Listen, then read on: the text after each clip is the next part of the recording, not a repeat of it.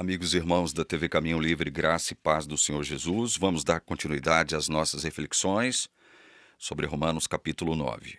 No vídeo anterior, nós fizemos alguns comentários sobre Romanos 9, do versículo 1 ao versículo 15.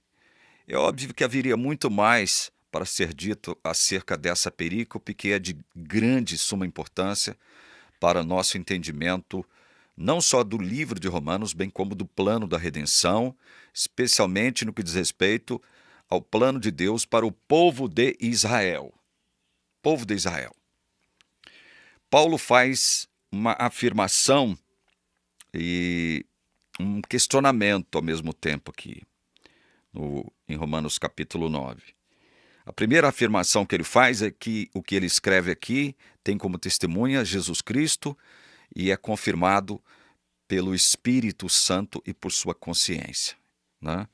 Então, o que ele está escrevendo aqui, ele não está escrevendo de forma inadvertida, inadequada, de forma assodada, irrefletida, não.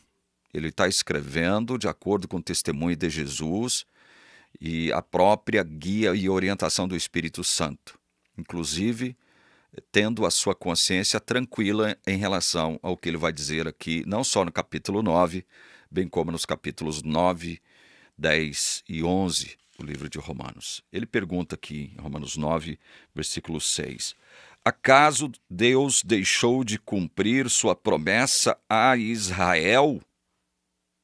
Por que ele faz essa pergunta aqui? Deus deixou de cumprir suas promessas a Israel? O porquê dessa pergunta?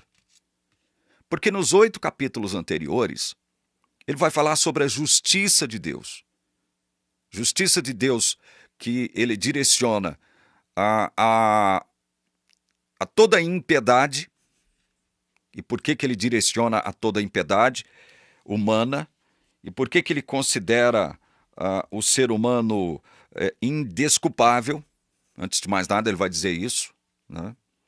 Porque o ser humano, de um modo geral, tem as provas da existência de Deus, mas não reconhece Deus como Deus criador, não reconhece Deus como Deus supremo, Deus todo-poderoso, Senhor de tudo e de todos. Então, no capítulo 1, ele vai dizer o porquê que Deus vai direcionar ira a todas as pessoas que se perderão. Primeiro, ele trata de deixar claro isso. Já no capítulo 2, ele trata, eu estou fazendo uma síntese rápida aqui, ele trata de deixar claro que tanto judeus quanto gentios, agora, sob a égide da nova aliança, fazem parte do plano de Deus. Os judeus, apesar de terem sido o povo para quem Deus entregou seus oráculos, sua lei, revelou sua glória, ele mesmo diz isso no capítulo 9, a gente viu isso no vídeo anterior, o povo judeu não é mais o povo exclusivo de Deus. Deus está ampliando agora a sua salvação aos gentios também. De modo que aqui no capítulo 2, verso 11 de Romanos, aqui na nova versão transformadora, está dito o seguinte, pois Deus não age com favoritismo. Na revista atualizada, a segunda edição, está dizendo que Deus não faz acepção de pessoas. Não confunda esta afirmação com o seguinte sentido, Deus não escolhe ninguém. Não é isso que Deus, não é isso o significado do texto, porque senão o próprio Paulo estaria se contradizendo, né?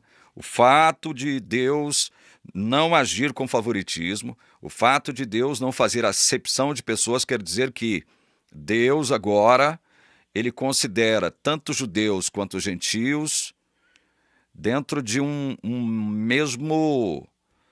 mesma condição. E que condição é essa? É o que ele diz aqui, é o que Paulo diz em Romanos 11, 32.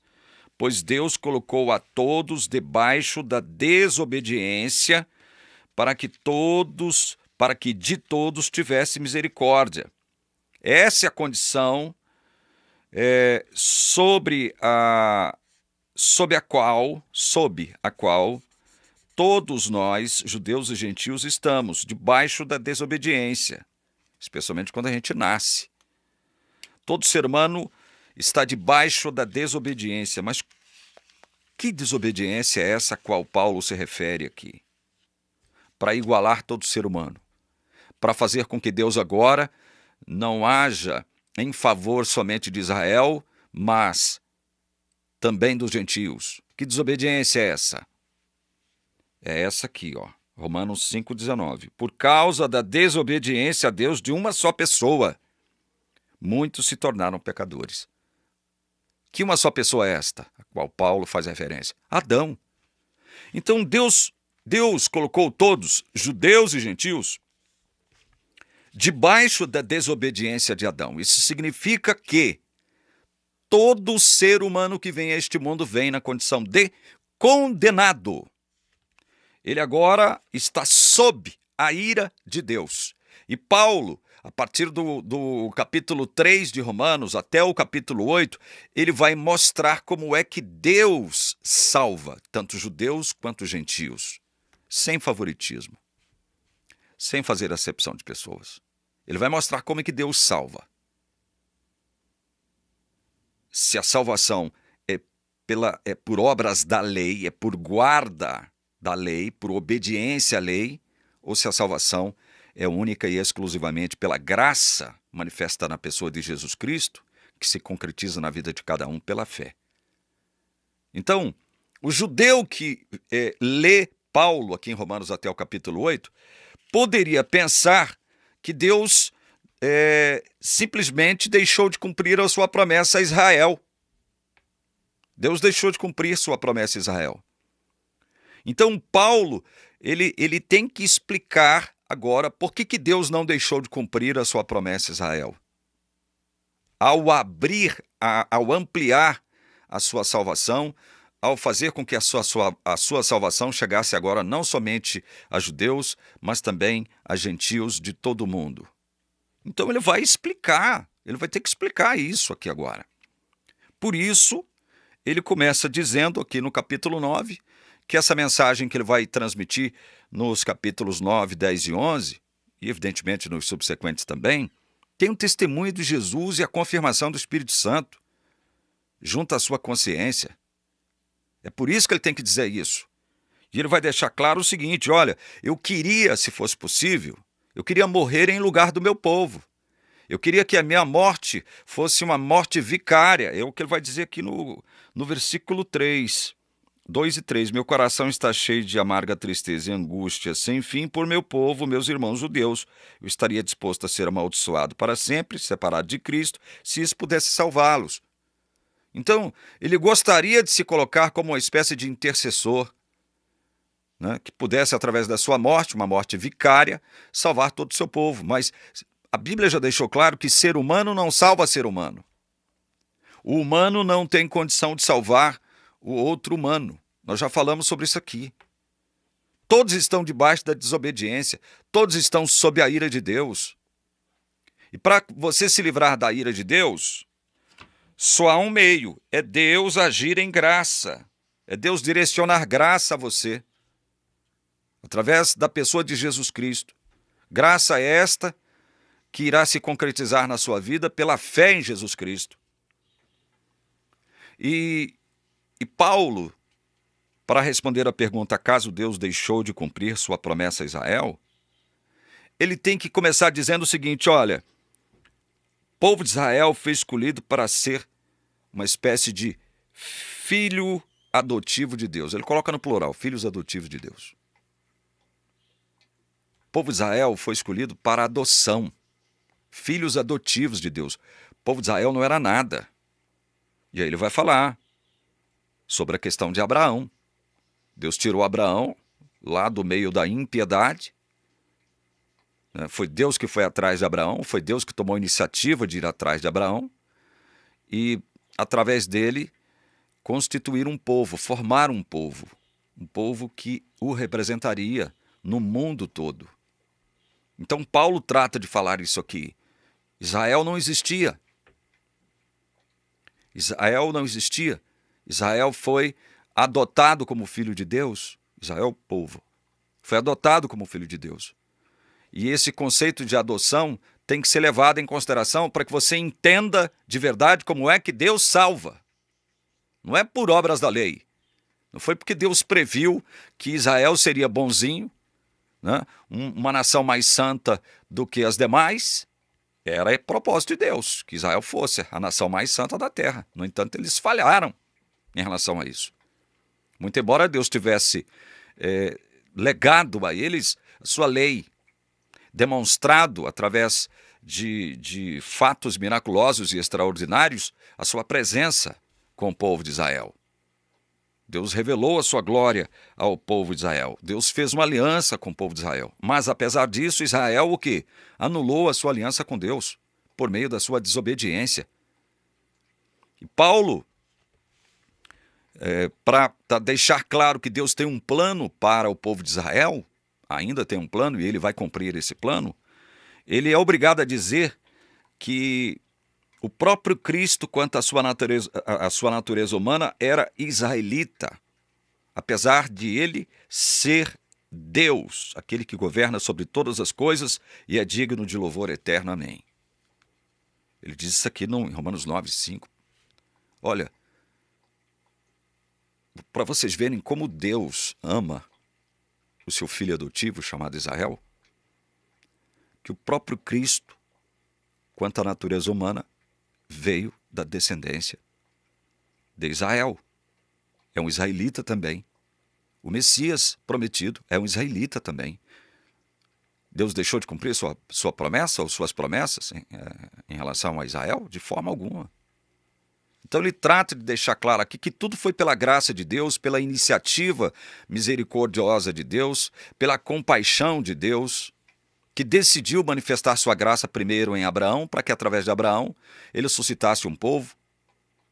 Mas Deus, como que ensinando a lição que o seu povo teria que aprender, né, não permitiu que Sara fosse uma mulher biologicamente saudável, digamos assim, porque ela era estéril, não podia dar filhos. Então, Deus coloca Abraão numa saia justa, mas não para saber se Abraão era verdadeiro crente ou não. Tudo que foi escrito para nós. Foi escrito para nós, para que nós pudéssemos aprender acerca desse Deus e por que ele agiu em favor de Israel. E por que ele agiu do modo como ele agiu, não permitindo que Sara fosse uma mulher, do ponto de vista biológico, normal, como as demais, que podiam gerar filhos. Sara era estéril, mas então como, Senhor? Como que o Senhor vai constituir uma nação numerosa através de Abraão se a sua esposa é estéril? Como é que ela poderá gerar pelo menos um filho para que através dele surja uma nação e o Senhor possa cumprir a sua promessa? Aí a gente vê Sara sugerindo a Abraão dormir com a escrava para dar uma ajudinha, uma força para Deus. Sara já com 90 anos, Deus aparece a Abraão e fala, olha, nesse mesmo período do ano que vem eu vou fazer Sara te dar um filho. A gente sabe que Sara chegou até a desconfiar de Deus, né? Por isso ela sugere a Abraão para coabitar com a sua escrava, para que através do filho que nascesse dessa relação, né, Deus pudesse suscitar uma nação. E ele suscitou uma nação, inclusive, de Ismael.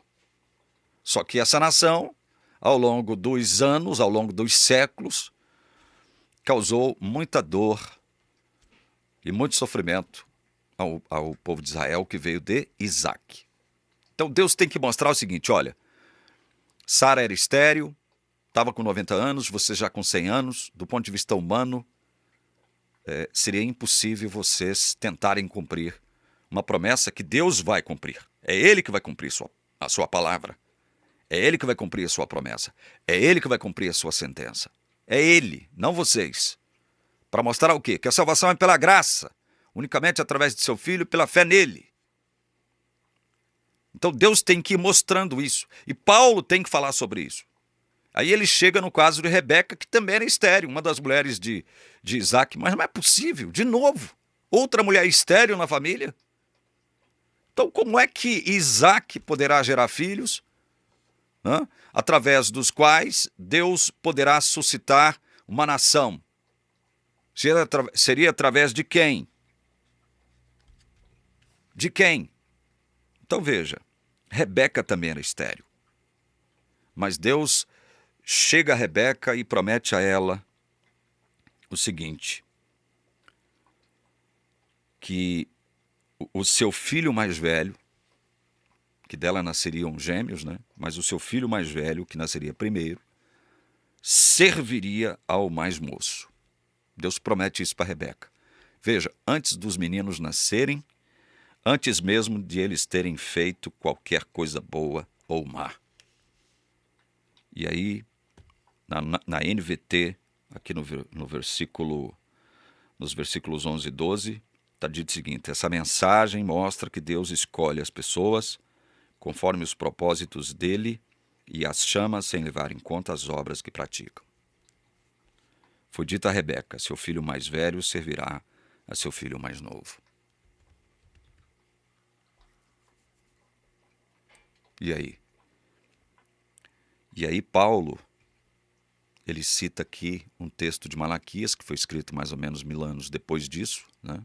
Da história de Rebeca e dos gêmeos, onde Malaquias diz: amei Jacó, mas rejeitei Esaú. Mais ou menos 1000 anos depois. Então, a teologia adventista chega para o mundo e diz assim, tá vendo como essa questão da escolha de Deus aqui, a escolha arbitrária, vamos dizer eles, de Deus aqui, não pode ser levada a sério ou da forma como algumas pessoas ensinam, porque Paulo citou um texto aqui de Malaquias, que escreveu isso 1000 anos depois, ou seja, muito tempo depois dos dois terem passado por essa terra, Esaú e Jacó. Então fica claro que Deus amou Jacó por conta de suas obras, mas rejeitou Esaú também por conta de suas obras. Olha, se esse fosse o sentido, esse versículo 13 estaria fortemente em contradição com os versículos anteriores, 11 e 12. Porque é justamente isso que não está falando os versículos 11 e 12. Está falando justamente o contrário do que a teologia adventista afirma com o verso 13. Deus amou Jacó porque ele decidiu amar Jacó de forma graciosa, escolhê-lo como aquele que daria sequência às suas promessas de suscitar um povo, não Esaú. E está dito aqui, antes deles nascerem, antes mesmo de terem feito qualquer coisa boa ou má. Então, gente, aí para confirmar isso, é que Paulo escreve o que ele vai escrever de agora em diante, especialmente o verso 15, pois Deus disse a Moisés, terei misericórdia de quem eu quiser, mostrarei compaixão a quem eu quiser. É o querer de Deus, é a vontade de Deus, é o desejo de Deus que predomina com relação à misericórdia e compaixão. É Ele que decide a quem Ele vai direcionar misericórdia e compaixão. É Ele que decide. Isso é uma prerrogativa exclusiva de Deus. Não são os miseráveis, não são os ímpios e pecadores que vão, de algum modo, tocar a consciência de Deus no sentido de fazer com que Deus lhes direcione misericórdia e compaixão. Não, não são eles. É o querer de Deus. E aí nós entramos no verso 16 que diz, portanto, a misericórdia depende apenas de Deus, e não de nosso desejo nem de nossos esforços. Na revista atualizada, esse texto está dizendo assim, por isso não depende de quem quer, nem de quem corre, né? O que vai dizer aqui o verso 16, assim, pois, não depende de quem quer ou de quem corre, mas de usar Deus a sua misericórdia. Olha como esse texto da NVT ele é mais claro. Portanto, a misericórdia depende apenas de Deus e não de nosso desejo nem de nossos esforços. Veja como há uma sequência lógica de raciocínio aqui, ó. Um raciocínio uma lógica segundo o Evangelho. Segundo o Evangelho, que Paulo estava explicitando nos primeiros 8 capítulos da Epístola aos Romanos. E aí ele continua: pois as Escrituras afirmam que Deus disse ao Faraó: eu o coloquei em posição de autoridade, com o propósito de mostrar em você o meu poder e propagar meu nome por toda a terra.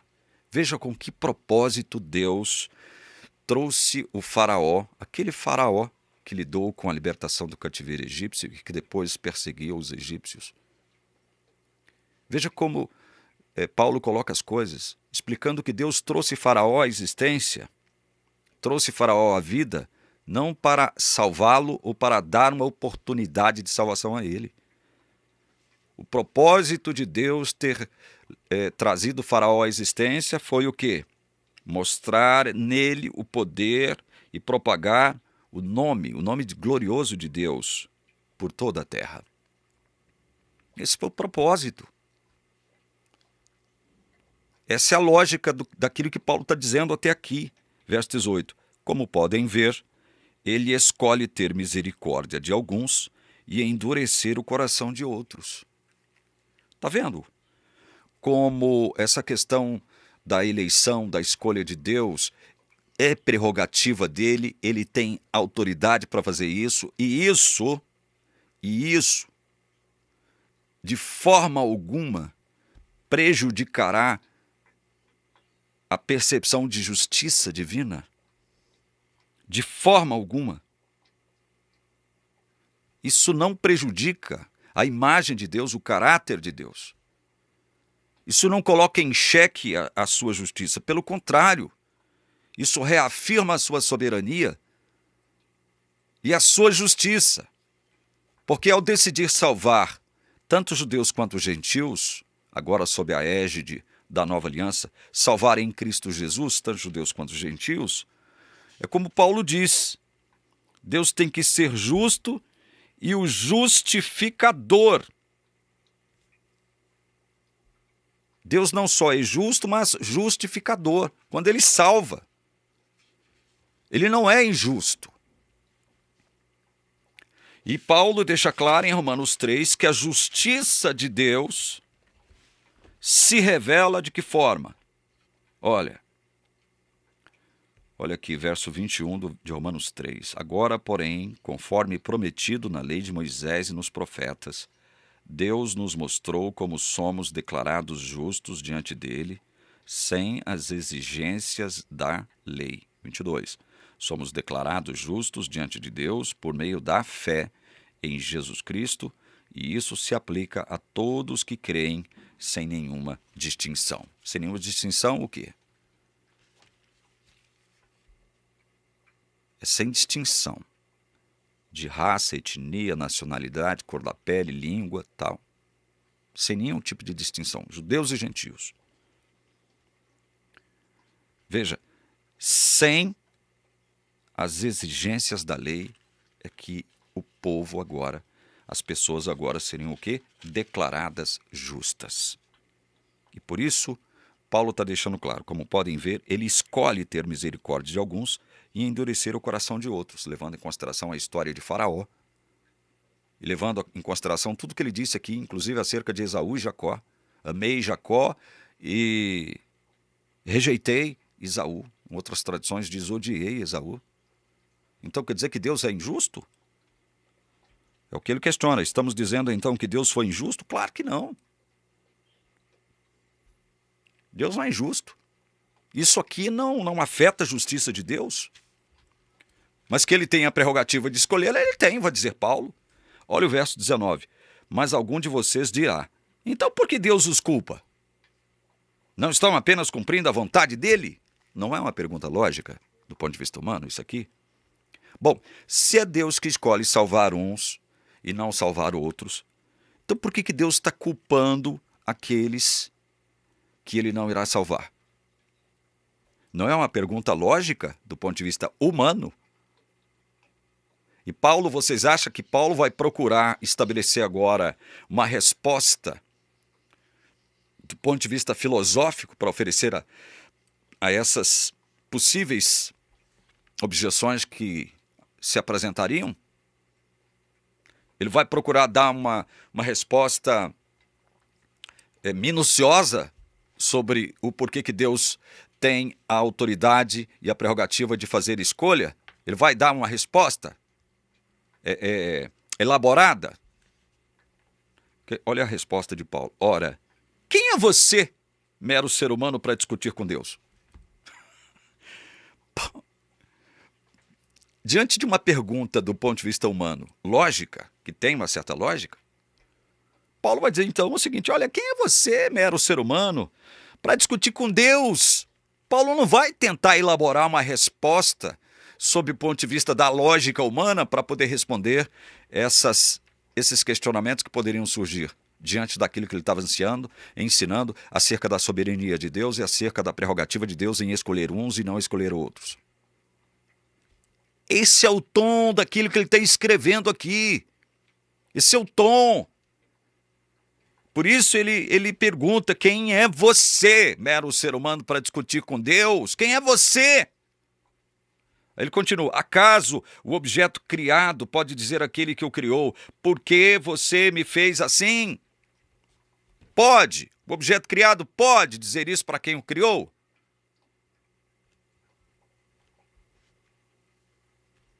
Não pode, porque o criador do objeto é que tem o poder e a prerrogativa de criar o objeto do jeito que ele quiser. Paulo está se referindo com essa metáfora a Deus, o criador de todas as coisas. E aí ele continua. O oleiro, utilizando-se aqui da analogia da metáfora do oleiro, o oleiro não tem o direito de usar o mesmo barro para fazer um vaso para uso especial e outro para uso comum, na revista atualizada, Honra e Desonra? É uma pergunta interessante essa.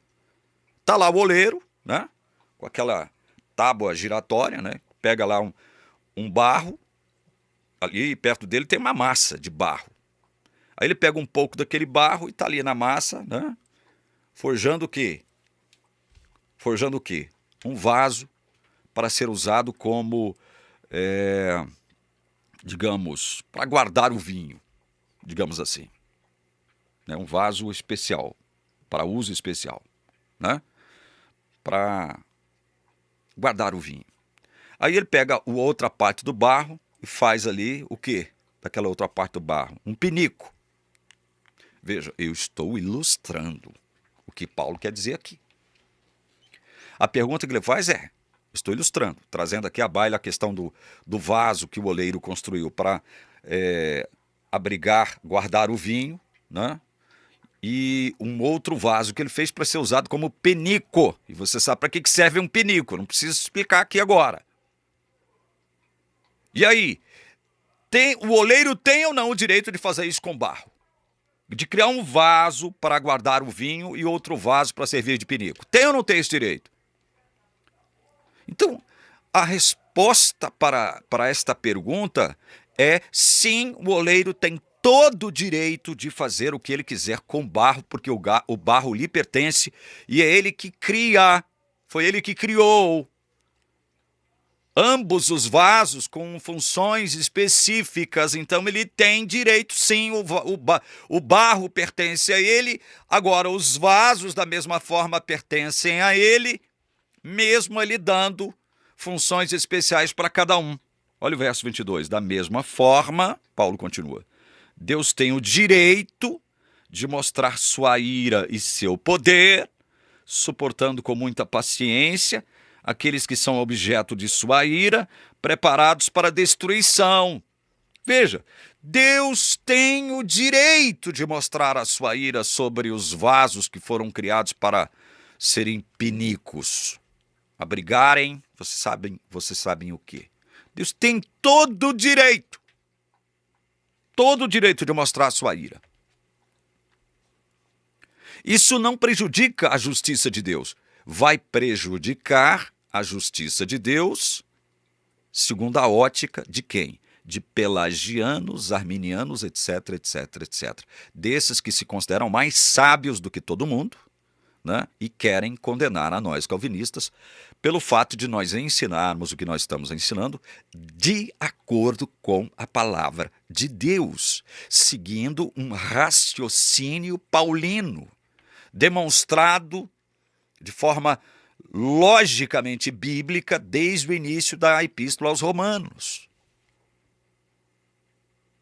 Vão dizer os arminianos e pelagianos, não, vocês estão errados, não é assim? Porque senão Deus seria injusto. O próprio Paulo antecipa essa crítica que viria diante desse ensino. Estamos dizendo então que Deus foi injusto? Claro que não, vai responder ele. Porque Deus tem o seu direito. É prerrogativa dele escolher uns e não escolher outros para a salvação. Prerrogativa dele. Esta é a dedução correta do que nós estamos lendo. Aí no verso 23 ele diz, ele, Deus, né, age desse modo para que as riquezas de sua glória brilhem com esplendor ainda maior sobre aqueles dos quais ele tem misericórdia, aqueles que ele preparou previamente para a glória. Veja, no verso 22, ele diz que Deus tem o direito de mostrar sua ira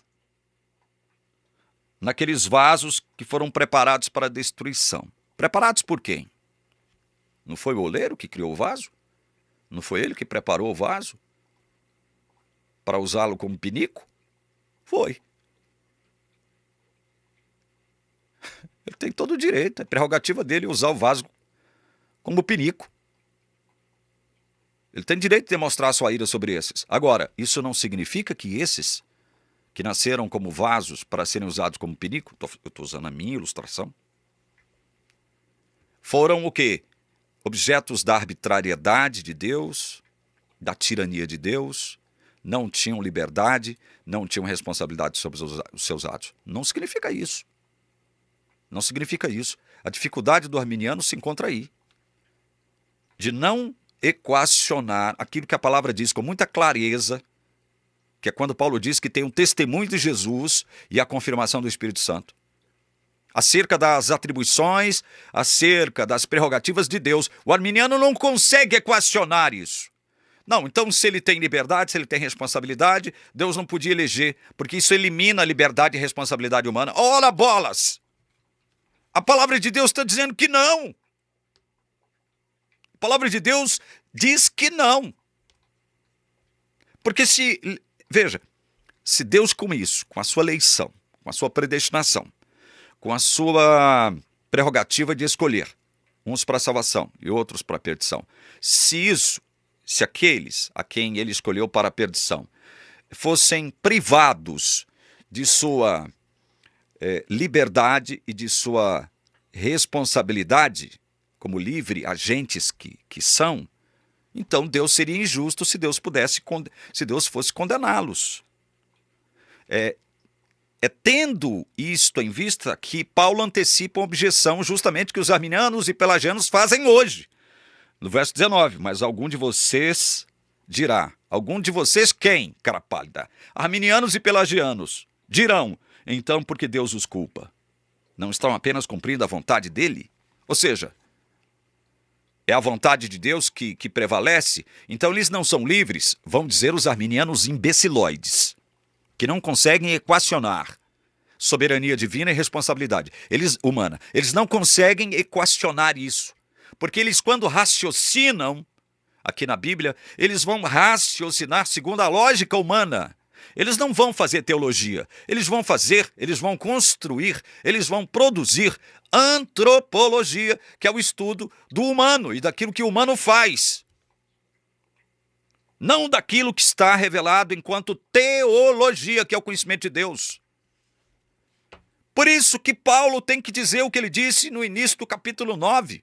Olha, o que eu vou dizer agora é tão importante, tão grave, e eu sei que muitas pessoas me tenderão a comprometer aquilo que eu vou escrever, que eu tenho que dizer que essa mensagem tem como testemunha Jesus Cristo e foi confirmada pelo Espírito Santo e a minha consciência, o Espírito Santo que atua na minha consciência. Não estou escrevendo de forma inadequada, inadvertida e errônea, não. É palavra de Deus o que está aqui no capítulo 9. Aí vem um bam, metido a sabe tudo, dizer o seguinte: eu vou mostrar para você que aqui no capítulo 9, essa questão da eleição não é bem da forma como você diz, não. Tá bom, bam, sabichão, sabe tudo. Então mostra. Pega, não começa só pelo capítulo 9, não. Começa só pelo capítulo 9, não. Faça uma exposição do livro de Romanos, começando do capítulo 1, e venha fazendo uma exposição, mas veja, seguindo a lógica bíblica, seguindo o texto bíblico, seguindo o raciocínio paulino, inspirado pelo próprio Espírito Santo e tendo como testemunha Jesus Cristo. Não se esqueça disso. Porque se você distorcer o sentido disso aqui por conta da sua antropologia, que você pensa ser teologia, você vai ser cobrado por Deus, não por mim, por Deus. Verso 24, nós estamos entre os que ele chamou, tanto dentre os judeus como dentre os gentios. Por isso que ele não faz distinção, ele não faz acepção de pessoas mais. Porque sob a égide da nova aliança, a salvação agora é estendida a gentios também, e não apenas aos judeus. E lá na frente, lá no capítulo 11, ele vai deixar claríssimo que Deus tem um plano para o seu povo judeu. Verso 25, a esse respeito Deus diz na profecia de Oséias: chamarei meu povo aqueles que não eram meu povo, e amarei aqueles que antes eu não amava. Veja, é ele que chama, é ele que decide direcionar amor a um povo que antes não era povo dele, era gentil. Estava alienado das promessas direcionadas única e exclusivamente a Israel, mas agora essas promessas vão alcançar um povo que antes não era seu povo, mas que agora é seu povo porque ele chama, porque ele ama. E ele quer, ele decidiu fazer isso. E aí vem os justiceiros, os paladinos da justiça arminianos, adventistas do sétimo dia, falam: não é bem assim da forma como você está falando, não. Não é assim não, porque se for assim, Deus é injusto. E continuam insistindo nessa balela. Verso 26, e também, no lugar onde lhes foi dito, vocês não são meu povo, eles serão chamados filhos do Deus vivo. Serão chamados por quem? Filhos do Deus vivo. Assim como Israel foi adotado, porque Israel não era nada, os gentios também seriam adotados como filhos. Ou seja, um mesmo método de salvação, tanto para judeus quanto para gentios. Só que esta continuidade metodológica, digamos assim, ela agora, sob a égide da nova aliança, ela está fundamentada em uma pessoa, Jesus Cristo, não no tabernáculo e suas leis que orientavam a vida do povo. Leis mosaicas, centralizadas ali no ritual do santuário. Não mais isso, mas na adoção operada pelo Espírito Santo. Verso 27, e a respeito de Israel, olha, agora Paulo volta a falar de Israel. A respeito de Israel, o profeta Isaías clamou: embora o povo de Israel seja numeroso como a areia do mar, apenas um remanescente será salvo. Por que ele volta a falar de Israel aqui? Porque ele está tentando responder à pergunta que ele mesmo fez. Olha, acaso Deus deixou de cumprir sua promessa a Israel? Não, cara pálida. E ele vai dizer o porquê. Olha, não, pois nem todos os descendentes de Israel pertencem de fato ao povo de Deus. Só porque são descendentes de Abraão, não significa que são verdadeiramente filhos de Abraão. Pois as Escrituras dizem: Isaque é o filho de quem depende a sua descendência. Versos 6 e 7. Isso significa, e 8, isso significa que os descendentes físicos de Abraão não são necessariamente filhos de Deus? Apenas os filhos da promessa são considerados filhos de Abraão. Mas Deus tem um plano para Israel. Apesar do grande número do povo agora, de Israel, é um remanescente de Israel que será salvo. um remanescente. E aqui no capítulo 11, versículos 5 e 6, ele diz, olha, o que ele diz acerca do remanescente? O mesmo acontece hoje, pois uns poucos do povo de Israel permanecem fiéis, escolhidos pela graça de Deus. E se a escolha se dá pela graça de Deus, então não se baseia nas obras deles, pois nesse caso a graça deixaria de ser o que verdadeiramente é, ou seja, gratuita e imerecida. Esse remanescente que Deus reserva para sobre eles usar de compaixão e misericórdia, remanescente de Israel. Remanescente de Israel. Esse remanescente permanece como remanescente segundo as suas obras? Segundo a sua justiça própria? Segundo a sua suposta obediência à lei? Não, mas segundo a graça. E se é pela graça, já não pode ser pelas obras. Porque nesse caso a graça deixaria de ser o que verdadeiramente é, ou seja, gratuita e imerecida.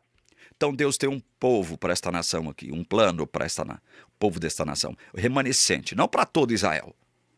Nem todo mundo que está aqui é santo, nem todo mundo que está aqui faz parte dessa nação aqui, ó, é escolhido de Deus e foi escolhido de Deus para a salvação. Nem todos. Entendam isso. E você sabe o que é interessante? É que nos dias atuais, especialmente agora, nesses últimos dias, essa mensagem que Paulo está transmitindo aqui, ela se torna extremamente importante e atual. Verso 28, pois o Senhor executará sua sentença sobre a terra de modo rápido e decisivo. É o Senhor que vai executar a sua palavra. Não é o ser humano bonzinho mais santo que os demais. Seja gentil, seja israelita. É o Senhor que executará a sua palavra. É Ele que tem a autoridade e o poder para executá-la como Ele quer. 29. Como Isaías tinha dito em outra passagem, se o Senhor dos Exércitos não houvesse poupado alguns de nossos filhos, teríamos sido exterminados como Sodoma e destruídos como Gomorra. Veja, se não é Deus poupando alguns de nossos filhos, diz Paulo, teríamos sido exterminados como Sodoma e destruídos como Gomorra. Quem foi que poupou para que não fossem destruídos? Deus poupou. Deus poupou um povo. Deus decidiu poupar um povo. Dentre o quê? Dentre o povo de Israel. Deus decidiu. Vou ficando por aqui. No próximo vídeo nós vamos continuar a partir do verso 30 de Romanos 9 até o versículo 5 de Romanos 10. Ok? Entendeu a mensagem de Romanos 9 até aqui? Percebeu a gravidade, a seriedade e a importância de você entender a palavra de acordo com a própria palavra e não de acordo com uma orientação teológica que diz saber mais do que a própria palavra de Deus, que diz entender melhor a palavra de Deus do que todas as demais orientações teológicas existentes na face da terra? Compreendeu a importância de você entender o texto bíblico, perceber o texto bíblico de acordo com a sua própria lógica? Compreendeu a importância disso? Eu espero que sim. Que Deus te abençoe e te guarde. Que Deus faça resplandecer o seu rosto sobre si e te dê a paz, em nome do Senhor Jesus. Amém.